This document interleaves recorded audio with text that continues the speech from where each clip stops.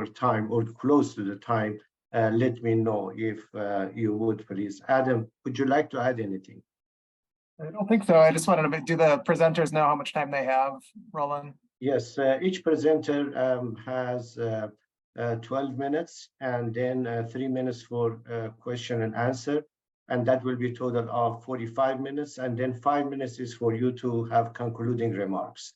So budgeting our time, we have 3 presentations. Our first presentation focusing on teaching a reading intervention class to multilingual high schoolers by Miss Becca Harbour.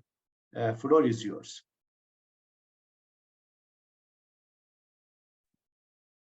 Hello, everybody. I'm also presenting with Dr. Andre. Dr. Andre, did you want to share those slides for us?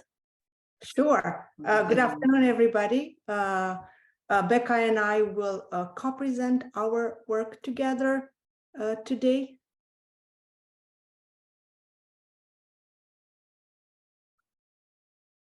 There.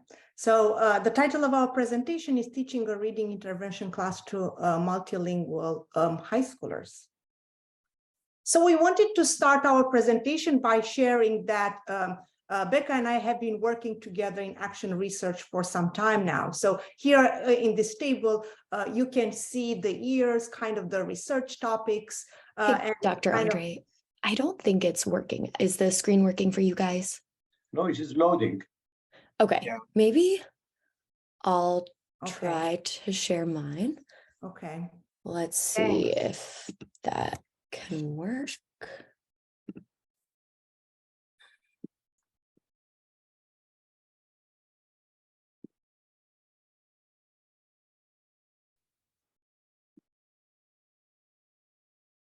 Yes, I can see it. All right. Can everyone see that? Yes, this is good. Okay, great. Go ahead, Dr. Andre. Yes. So as I was saying in the table that we have on the next slide, you can see kind of all the work that we have been doing together in the spirit of action research to improve practices in the classroom and learn alongside each other, but also sharing the knowledge with the larger community, either via the symposium like here today, conference presentations, and chapters or articles. So this is just a quick overview of what we'll go over today, the context, the instructional design and resources, our research questions, and the data and findings.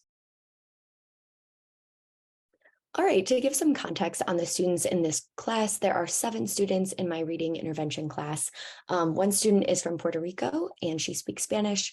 1 student is from Syria and another from Jordan. They both speak Arabic.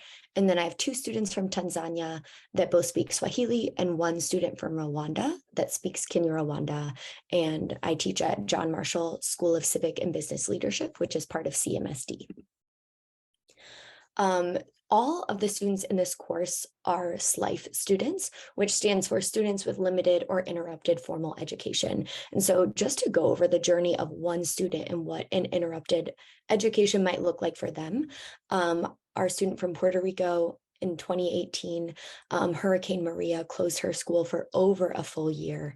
And then in 2019, a series of earthquakes started. And one day as she was walking to school, she found that her school had completely collapsed. So that delayed her education even further. And then, of course, in 2020, COVID began. And we know that learning online for multilingual students can be really difficult. So that's 4 to 5 years of interrupted education at a really critical age. And that really, of course, impacts their reading and their academic success. So why teach a reading intervention class at the high school level? For students that simply don't know their letters or letter sounds, a lot of students are really skillful at memorizing words, but they don't decode. So they just guess and don't have the skills to continue becoming better readers. Or students that are multilingual learners and have almost no oral language fluency. Or finally, students that read at or below a kindergarten level and really need targeted practice rather than just kind of trying to give them grade level work. So in the fall semester, we had a weekly rotating plan that ended up working out really well. So on Mondays, we would practice sight words and spelling to just kind of hit those basics. On Tuesdays, they would do a self-paced course on a program called Admentum that's designed for newcomers learning English. On Wednesdays, I would provide targeted support for other classes. So, hey, let's get out your government work. Let's look at the key vocab words. Here, let's really dig into what that means. On Thursdays, students would have a choice of what to read, and we would read a story all as a group and practice reading aloud together. We'll share more about that in a bit. And then on Fridays, we would do Achieve 3000, which is another differentiated reading software. And it's also where we got our pre and post data on their reading scores. We use several different things to target phonics. So one of them, this is just a free program online, reading A to Z, learn to read. And so just to kind of practice some of those short vowel sounds. And then also Saddleback Education has these great book packages and they're high-low books. So they're high interest books for high school students, but they're at a low, like kindergarten or first grade level. And then we kind of tracked their sight word progress. And so we would go through the same flashcards and they loved seeing those green checks go across and feeling like, wow, I was able to go through that whole pack of sight words perfectly today. So just kind of measuring that progress as they went and keeping track of the words that they missed that they really needed to hit again and again was helpful as well. We played lots of games to practice phonics and their short vowel sounds. And then even with their sight words, you see those times up there. Sometimes they wanted a competition. And so they would go through the same pack of sight words and compete with each other and see how fast they could do it. And they loved seeing their time improve. And they just felt the excitement and the pride in being able to do it and really read on their own. The students also had lots of options in terms of reading, and here you can see some of the books that were gratefully provided as support for the Action Research Grant. Immediately when the Stars Are Scattered book was brought to the students, that was their choice, and that had become that became the reading book for the second semester, specifically the spring semester.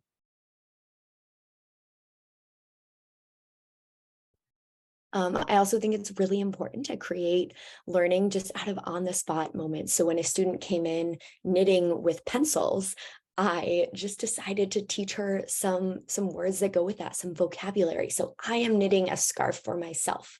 I use yarn and pencils to knit. And just by going over that over and over again and her reading it, by the end of class, she was able to say those sentences and use those vocabulary words that meant something to her. And that just really improved her confidence as well.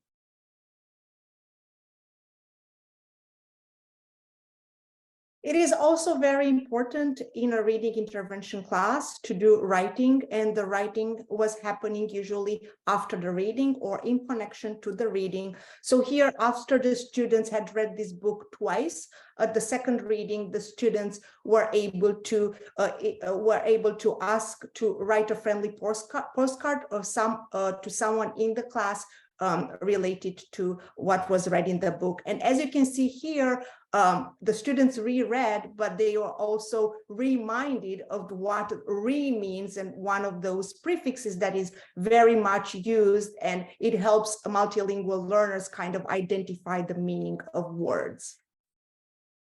Becca and Elena, 2 minutes and then 3 minutes for question and answer. Yes, thank you. So here you have an example of more writing that has happened related to the reading from the book, but also writing as a warm-up at the beginning of the class. Here, we were reading a book with a science content focus, and they kept talking about if things float or sink. And so just even getting a bowl of water and grabbing objects from around the room to see, does it float or does it sink, reinforces that vocabulary and makes learning come alive.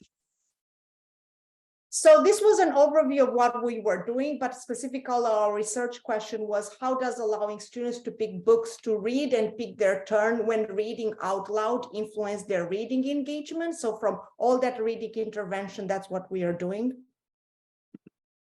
So our data, as you can see here, was weekly classroom observations, weekly reflection, and document collection. And here you can see a graph of the students' gains in terms of reading from the fall semester to the spring semester. And the students were really excited about this data as well, to see, wow, my reading grew that much. So this was exciting to share with them as well. So in terms of emergent findings related to allowing the students to pick the books and also pick when they are going to read out aloud to the class, it looks that students are more engaged in the reading. They definitely feel more confident, and they want to read. When class starts and they know that's the day when they are reading, they want to start reading immediately. And we saw as the course of the year went on that students would volunteer to read and kind of jump over each other and say, I want to read. No, wait, can I finish? So that was really, really exciting to see. And this was a note that a student actually gave me today. And he said, I want to thank you for teaching me the basics of reading. And so I think that just speaks to the importance of having a reading intervention class, even at the high school level. Thank you very much for your presentation. Now we have about 2 minutes actually for a Q&A. Any questions or comments? You may minimize your screen so we can see people. Yes, any question, comments for Becca or Elena?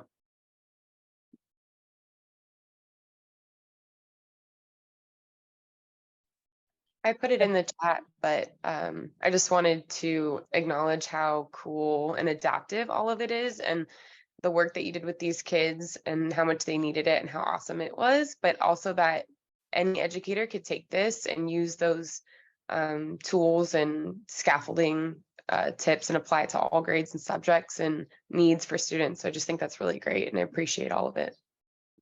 Thanks so Thank you. much. Any other questions or comments?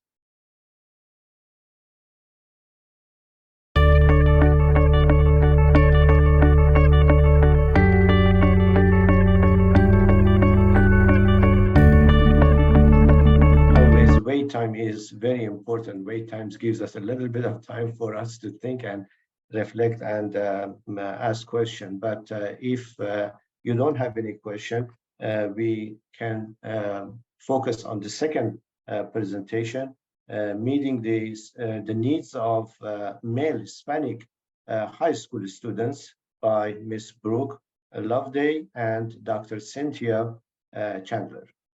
Floor is yours. Hi, okay, let me go ahead and screen share this here.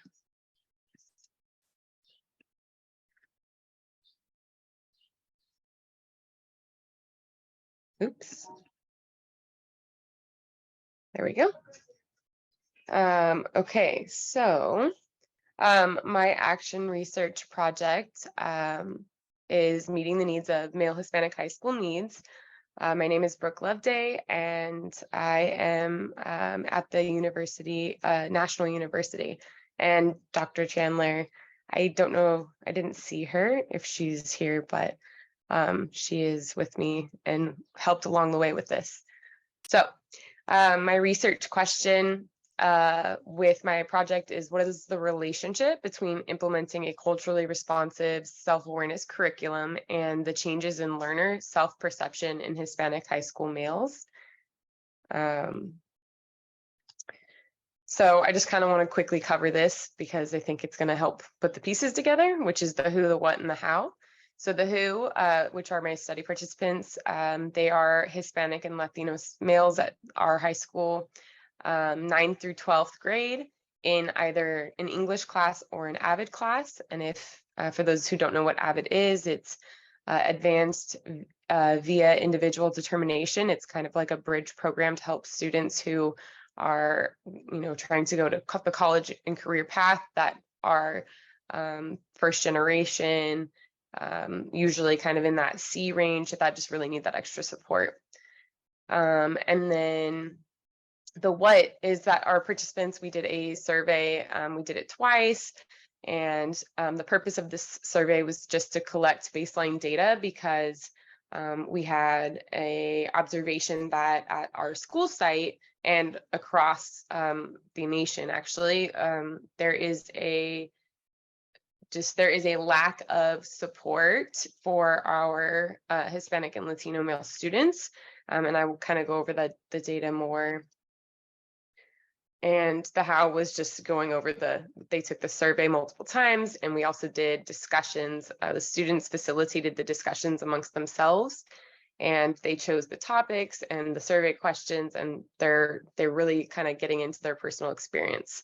So the purpose of the study, again, was to kind of get their perception of their experience as a Hispanic and male Latino in our community. And to get their feedback, because the problems that we're seeing in our SARC report is that all of our male and Latino high school students they're the #1 group that is experiencing the most tardies, unexcused absences, Ds and Fs, behavioral referrals. And so the big question is obviously why? Why is that group experiencing these things? So we've observed that there's a lack of participation and engagement in academics, especially our AP courses, extracurricular activities such as like clubs, leadership, things of that nature. And it could be a lack of participation and engagement that's attributed to learner self-perception. And that's kind of what we wanted to uncover, is really hear from the student, because that's the important thing, is what is the student feeling and thinking. So my action research is to propose a plan to our administration and staff and counseling, also our MTSS committee, which I've done this part actually already, which has been, it has been successful in that our MTSS team has now created a tier 2 support, where we're actually focusing on setting up supports for our male Hispanic Latino students for over the summer and the coming year, in order to kind of hear and respond to the perspectives and responses that we've gotten from the research. Okay, so there are 3 key performance targets, which is the student's learner self-perception, the achievement gap, and culture clash. So the first thing that we kind of did was we wanted to identify how they perceive their learner's self-identity, and see their perspective of how they feel others perceive their learner's self-identity, especially like staff and their peers. We really want them to feel like they could take classes such as AP, and that it's not just for one particular group. We want the students to perform in measurable ways that meet and exceed standards, where they feel that their learner perception is, I am a student and I am smart in all realms, right? And that they have the proper resources, cultural connections, and support on campus. We want to see them skipping classes and engaging in physical or verbal altercations decrease, because they're getting the support they need, and the families and communities are being supported and educated. We want to see that they're attending class because they feel welcomed and belong, and that they feel they deserve an education, and not because we say you have to and that's the law. We want them to ask questions and ask for support with confidence, because they know that they have bias-aware teachers and staff who want to support them and believe in them. And we want them finally to believe in a system that works for them and not against them, and to be aware of our campus services, to know how to use them, and more importantly, to feel that they are there for them. In my study, I had 20 students that participated. And by the end, I did only have 18, so that there was some changes there, and I'll kind of go over that, but there were 20 students who participated. So changes that we'd like to see, I kind of went over this. in the previous slide, but what we started doing was in our professional development, my Avid team and I ran a culturally responsive and culture building PD for our staff. And we want appropriate scaffolding of culturally responsive curriculum pedagogy and SEL self-awareness curriculum that teachers have access to and know how to use. We want to see changes in our teaching skills and methods. SEL and culturally responsive teaching, it is necessary, and we want it to be a part of the curriculum, not just something that we check off. And that teachers and staff are aware that students have other things to bring to the table from their background, from what we call their cultural wealth or their funds of knowledge that can engage them and build their participation and confidence in a classroom to participate, that can reflect in an academic, a successfully academic outcome. So the goal for the data that we collected from these students is to just eliminate the exclusivity in the courses on campus, clubs, sports, and programs, as well as overall just encourage our male, Hispanic, and Latino population to thrive and understand that their learner self-perception is something that we're listening to. So we really want teachers also to be aware and be reflective of their own biases, and reflect on the validity of their lessons and skills. Like, why are they doing it? Is it relevant? Is it measurable? And not to get into the habit of just celebrating certain holidays or acknowledging one particular piece of a culture and saying, okay, I did this. So having more meaning behind it. Our program targets includes measurable evidence in shift of student learner self-perception because the staff is being trained appropriately. So below, you can kind of see it's a little bit of a collection here, but some of the things that we've already started that I've been able to apply from my action research project to the MTSS team, which I don't think I mentioned the acronym, but it's multi-tier systems of support. And it is a team on campus of from counseling team, the mental health and wellness team, administration, teachers, and even students that have been brought in on this team. And we've been making initiatives and setting goals, especially an initiative focusing on the needs of our male, Hispanic, and Latino population from the research and the feedback that we've gotten specifically from the students. And one of those things was the Avid PD for cultural community, and also a Creek camp, which is a camp that we'll be running this summer to support certain needs of students, as well as a weekly activity thing that we do every Wednesday called Creek Wednesdays. So we're already kind of trying to put these initiatives in. 3 minutes, Brooke. 3 minutes. The data analysis, so like I said, that I had 20 students who participated in the pre-survey and 18 in the post. So the student participants, they answered the survey. They also had some free response questions, and there was some just open discussion with free discussion facilitated by students, in which that I was able to interact, observe, and take notes. So just some things that I wanted to point out was that student answers increased and decreased possibly between the pre and post, because the things that I highlighted in the students' notice is that they could have been their responses could have been directly affected by their recent experience that day, their mood, relationships with the teacher, or relationships with whatever skill or thing they were doing in a classroom. So that when they came in and did the survey, it could have changed. So some limitations from the research would be that one, the survey design, it could have been with a higher sample size, and also the survey could have been taken more often instead of just the beginning and the ending, because that definitely skewed the research. As well as there are so many variables that it affected the students by them pointing it out themselves, like their mood, their relationship with the teacher, the relationship with the skill or the class that they had just come from.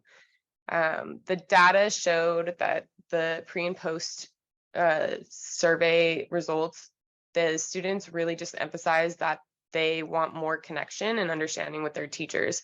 So that's what, that was the biggest takeaway that we're highlighting. So the relationship between implementing a culturally responsive self-awareness curriculum on the learner self-perception of our Hispanic and Latino high school males varies depending on the student's experiences that day with peers, staff, curriculum, family, or overall learner self-perception.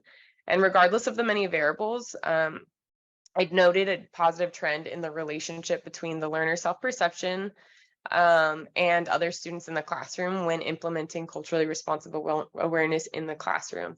So this positive trend we just called opportunity and awareness, and that was the big takeaway, is that, you know, our students were able to learn and discuss about the challenging topics relating to the school's cultural responsiveness and where they, like the unique individual, perceive themselves and where they fit into that culture.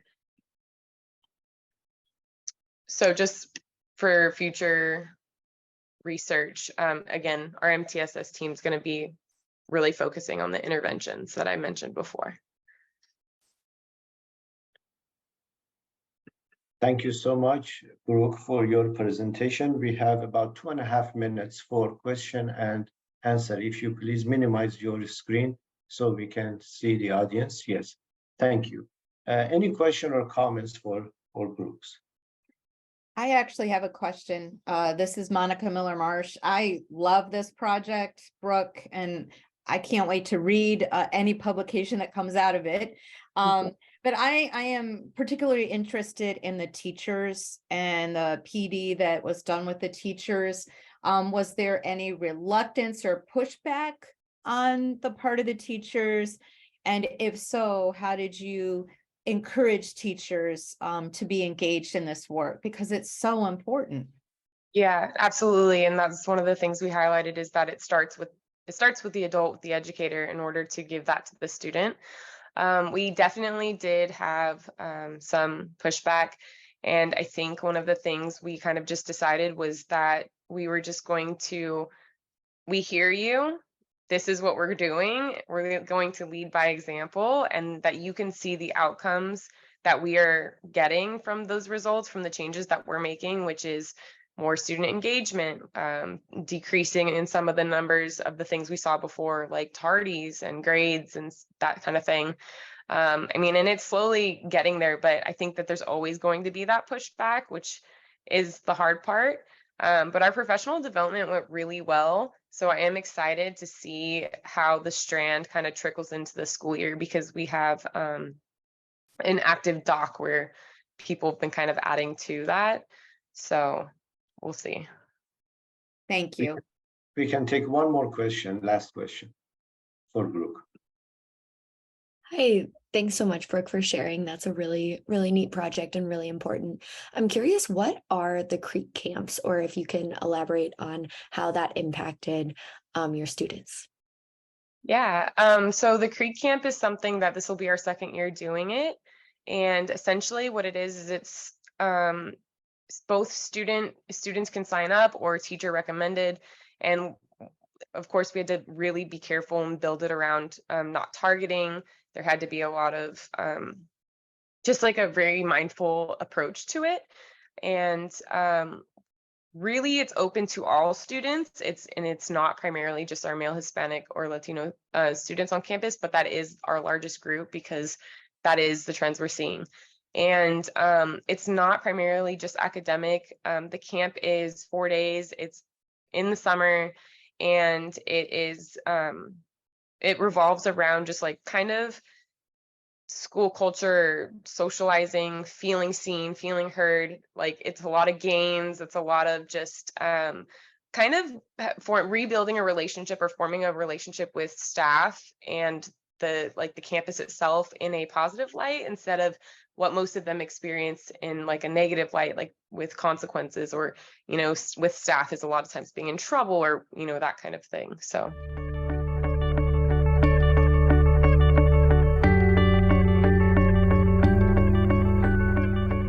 Thank you very much for the presentation and question and answer.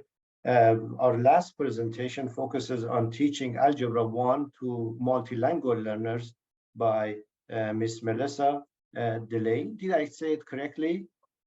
And Dr. Elena Andre. Floor is yours.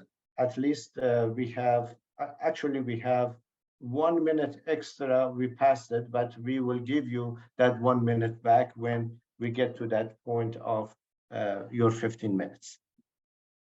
Perfect, thank you. So today I'm co-presenting with Melissa Daly, who's a math and ESL teacher at Natividad Pagan in Cleveland Metropolitan School District. So we will focus on multilingual or newcomer English learners. These are students who have been in US schools for less than 2 years, and specifically in an Algebra 1 class and maths. And we also know that in general, English learners, they are according to national data, they are not doing very well on their math scores. So we want to define math practices in terms of that as not being only cognitive, but they involve mathematical thinking and reasoning, but also social and cultural arising from communities and mark membership in communities. That's how we try to define math practices. So the context is, again, the Newcomers Academy in an urban area, and it's an Algebra 1 class. This is a continuation of an action research work we did last year with Melissa. And last year was kind of a pilot study. And these were the questions that we, I apologize. Yes, these were the questions that we had last year, which is which method of solving equations with variables on both sides do students who are newcomer multilinguals prefer, and why? And why do they prefer that specific method? And this is what we did last year, teach the 4 different methods and then test them and see what they like. This year, it's our second year of working together, and we pivoted a little bit in terms of the questions that we are using. So the question are, how is Math Algebra 1 taught to students who are newcomer multilingual learners? So kind of expanding a little bit. And then what are some specific alternative pathways to teach math to multilingual learners? So the data that we collected were weekly and bi-weekly classroom observation, classroom materials, and teacher reflections. And I think Melissa will take it from here if I'm not mistaken. Absolutely. With the alternate pathways, we were given the opportunity to use more technology, and in math, especially with multilingual learners, they need more pictures and diagrams. So most of our focus is using technology for the alternate pathways. Go to the next. Two of the forms of technology that I've really started to use this year include using the Texas Instruments graphing calculators, which is a standard amongst all high schools and in college. But something that I've been using a lot recently is a program called Desmos. The actual program as the calculator for the state test in math.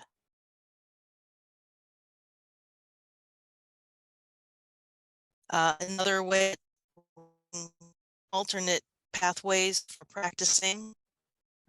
My internet connection is unstable. Okay, is they need a lot of math fact fluency practice and translation services. So we used the Chromebooks and tablets to practice fact fluency and translate directions when needed.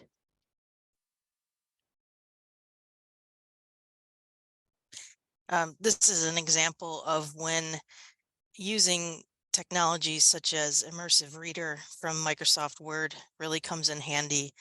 I wanted the students to participate in a game where they have to memorize certain functions, come back and tell their partners. So to really get them to understand they needed to do, I'm able to translate in multiple languages and also have it read aloud using Immersive Reader.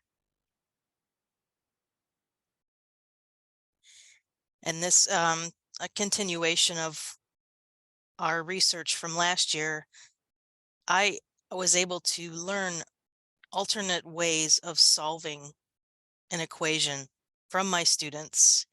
And I remember when I was in school way back in the day, I had to solve it by the method the teacher showed me.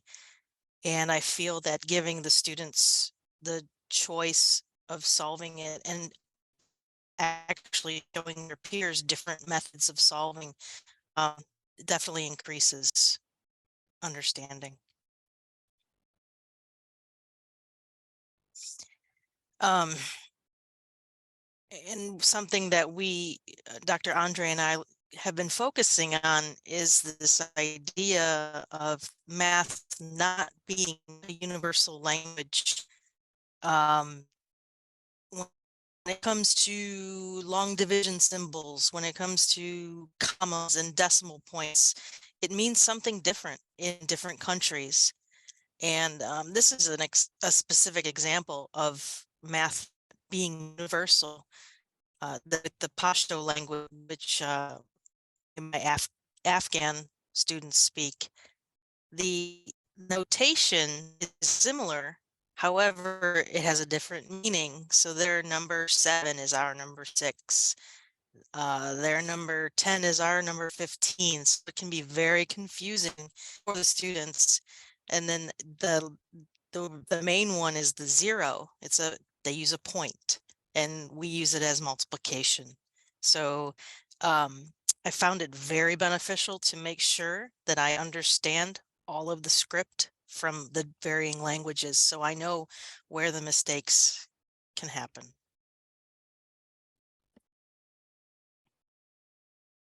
So what I think we try to do this year is to really capture the different alternative pathways for math success in an Algebra 1 high school, and kind of how, specifically Melissa has been paying attention and has been culturally responsive of what students bring to the table. The fact that math is not a universal language and you need to learn it, and there are different ways of doing it. So the work that we have been doing together allowed ourselves to look really close of what students can do with math, the math that they know, and how we can leverage, how those students' practices could be leveraged in the classroom if, as a teacher, like Melissa did, pays attention to how they do math and how are they solving their math. So I think that's all we had. Thank you. Thank you very much for your presentation. And any question or comments for Mrs. Daly or Dr. Andre? Yes, please. That is very interesting research. Being an international student, I never thought about that as those concepts. But does the Dr. Andrea saying that previous knowledge of mathematics solving equation play a big part of the way that the student choosing solving particular problem?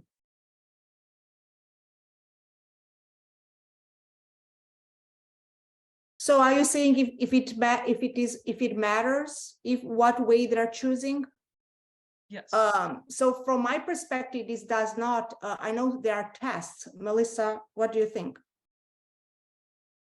I'm sorry, my internet cut out. What was the question? The question was if it matters how they solve the equation. Oh, yeah. For the state tests, it does. They have it broken down by step on how what process was done here, what process was done there, and that can be tricky for our students because the state tests are going off of how it's taught here in the United States. So amongst a lot of other difficulties with state testing, that's just one of the pieces. So I try to show as many methods as possible. Thank you. Thank you. Any other comments, questions? Yes, please, Brooke. So I love what you did because it connects so closely to what I was doing as well. And I'm curious if you saw an increase in participation once your students saw that you were taking that extra time and effort to learn all of those differences between the mathematical language, and like if there was an increase in participation and even an increase in grades. As a matter of fact, it was overwhelming at the number of successes I saw versus just teaching it one specific way. Especially in Algebra 1, we don't have enough time to cover all of the content necessary, and I have to go and do a lot of back content before I can even start Algebra 1. And I tell you, it was taking that extra week to do 4 different methods.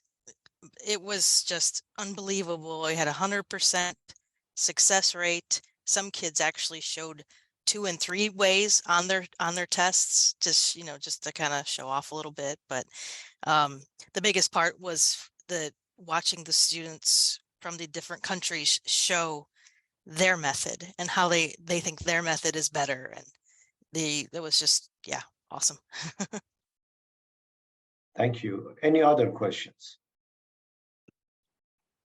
I have a question and a thought. So, I mean, this is so amazing that you've discovered all of this, right? It took me until like 6 years to learn that numbers are different in different languages. At first I thought that math was universal. So what do we do for you to share this information with like teachers at John Marshall, right? Like math teachers at John Marshall, I don't know that they know all of this. And there might not be a good answer, but how can we share all that you've learned with other people in CMSD or beyond? That is a really good question, because I've been teaching for 20 years and I myself just figured it out a couple years back. So I really, I don't know. We'll have to figure that out. Thanks. Thank you. Any other questions? Yeah, it's me. My video is not working. Are you providing different methods for different grade level students, or giving same methods to all of them? Like a maths is the numbers, right? Actually, like there is like steps, right? Like, are you providing like a simple methods or complex methods? Like different students over there, right? Are you providing different methods for them or same methods to all of them? Basically, I kind of observe what methods they come with. I also always teach the methods that are standard in the United States. I've had students that will solve it without showing any work. And it's not that they're copying, it's that they were taught to do all of the mental math in their heads, and that writing it out is actually not good. So it's just an interesting it's an interesting time to be in the classroom with all of these students. So still a work in progress. Thank you. Mathematics indeed is inherently social and cultural activity of people around the world, not only in terms of numerical that you are talking about, they write differently, but also in terms of language. When we have bilingual or multilingual classroom, those students who are coming from different culture, they have their own vocabulary for mathematical use. For example, here we say perpendicular. They don't know what perpendicular means, but if we show the picture of it or provide them opportunity with technology and show the picture, they can use their own language in order to solve the problem. And as a teacher, we need to provide that opportunity for the students to start with their own mother tongue, their own native language, and then providing opportunity to see the similar language, parallel language when we use it in English. So learning mathematics is one hub, and learning mathematics in English is another hub for bilingual learners. So that is something that we as a teacher need to recognize. I know that the time is up, and thank you for all three presentations. Now we have 5 minutes for Dr. Voigt to have concluding remarks. Floor is yours. Thanks, Roland. I won't take 5 minutes. I'd like to say a couple of things in sum and then actually ask some questions and open it up to conversation. But I'm Adam Voigt. I'm a professor at Cleveland State. These were great presentations. I was really inspired to hear about the great work that the K-12 teachers are doing, that their university research partners are doing. And I think one thing that came through with these three presentations is that they were all the product of long-standing partnerships, which I think is oftentimes one of the maybe not necessary ingredients to make these types of partnerships successful, but certainly something that helps a lot. And it's really great that Elena, and I'm really happy we have representation from California this time around. I'm not as familiar with your team, Brooke, but it sounds like you've been working together a lot for a long time with your university-based partner. And there's kind of a fad in education research these days around what are called research practice partnerships, but those typically refer to like highly centralized, like central office partnerships with universities. But this program is so wonderful because it illustrates how one-to-one teacher faculty partnerships can also be really fruitful. All of these presentations also tackled really important problems of equity and justice in education, and I really liked how the emphasis was on students who are traditionally marginalized by structural forces like racism and poverty. And that, to me, makes what you guys learned even more important for our work in settings like Cleveland. A couple of other kind of quick hit points here. I think all three of your presentations spoke to the challenges, but also the importance of embedding culturally responsive and sustaining approaches, social and emotional learning, embedding them in core content area courses. And that's something that I would actually really like to hear you guys talk a little bit more about in a moment, is how you do that, because I think that's a really big challenge for teachers nowadays with the burdens of standardized tests and school accountability report cards, like you alluded to, Brooke, like how you kind of find the space and the courage even to do this, to innovate and try new things when we oftentimes aren't really rewarded, giving the formal incentive structures in universities and K-12 systems to do those things. I really like that all three of the presentations used mixed methods research. I think that the benefits of both qualitative and quantitative approaches came through. And then I really liked how you all seem to engage students in the research in different ways. So I heard some of the groups had shared the findings with students and kind of engaged them with what you were learning in the data to get their perspectives and interpretations, engaging students in kind of defining and identifying the problem for the research. And I think there's a ton of potential in teacher action research in getting students involved too. And there's some really exciting work happening around the country and world now in kind of pulling students into the participatory action research process in schools. So what I'd love to just hear a little bit about from you guys in the couple of minutes that we have left is how you do this. To my earlier question, like how do you find the space to do these things when we're oftentimes not incentivized to do that in K-12 and universities for that matter too? How do you do it?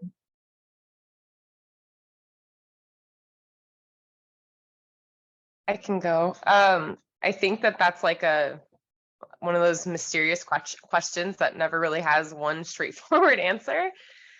Because for me, it just feels like that's the way to do it. But I think going back to, and I forget who asked me, but encouraging and trying to get other staff members on board, because it is kind of a mindset and almost like a pedagogy. But I think what brought some light to the table for some people who had a little resistance to spending the extra time, like doing what Melissa says, like looking at the other languages and possibilities for mathematics, or what I experienced my second year teaching ELD, when I realized that teaching students who their first language was Vietnamese, they don't have tense. So teaching them English and having to have a past present tense, and then being able to identify where those mistakes are being made and how to actually help, because the coding and processing of translation in your head is so different for all these different languages, from whatever their native language is to English, is that Melissa's results were positive and overwhelming, with students engaging more. Their grades were going up. The relationship between the student and teacher, when they know that their teacher is caring and taking the time to do that work. So I think a lot of teachers who were seeing the results, right, seeing the numbers, that I think that was inspiring, because some people just have to see the facts, right? I can say it and say it and say it, it works, but until they see the numbers. And then the second thing was when they realized some of all the small things that they are doing. I think a lot of times social emotional learning or culturally responsive learning or curriculum, for whatever reason, for some people, they're like, whoa, I don't like those terms. But then when we talk about the actual things we're doing, they're like, wait, I do some of that. And it's, so that's my take. Thanks. Yeah, thanks, Brooke. To answer that question, I think giving choice is so important, and that's something that was really special about this action research. And thank you to CSU.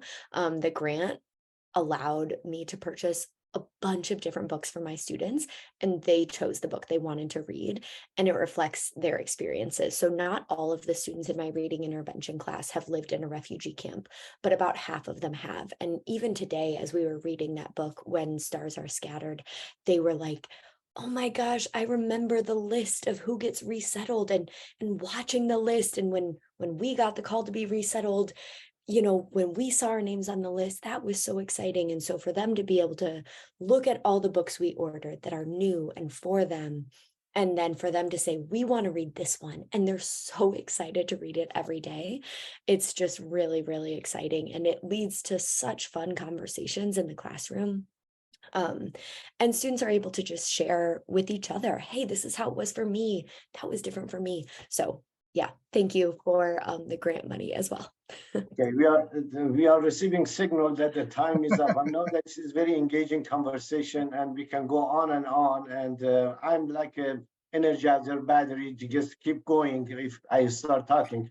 But thank you all for your participation in and contribution to our session. It was very enjoyable to see all of you and your perspectives for these important matter, teaching and learning, and how we can help all the students to learn in a meaningful way what it means to teach, what it means to learn, how to assess, and how to provide classroom environment conducive to learning. These are important issues, and you really put it in the meaningful context for us. Thank you for your participation. You all have a great evening. Yeah, and one thing I was going to say too to conclude, Roland, is publish your work. You all spoke to that. You all mentioned how there's evidence from your studies that this works and that other people should be doing it. So share what you learn and publish it so that other people can see that.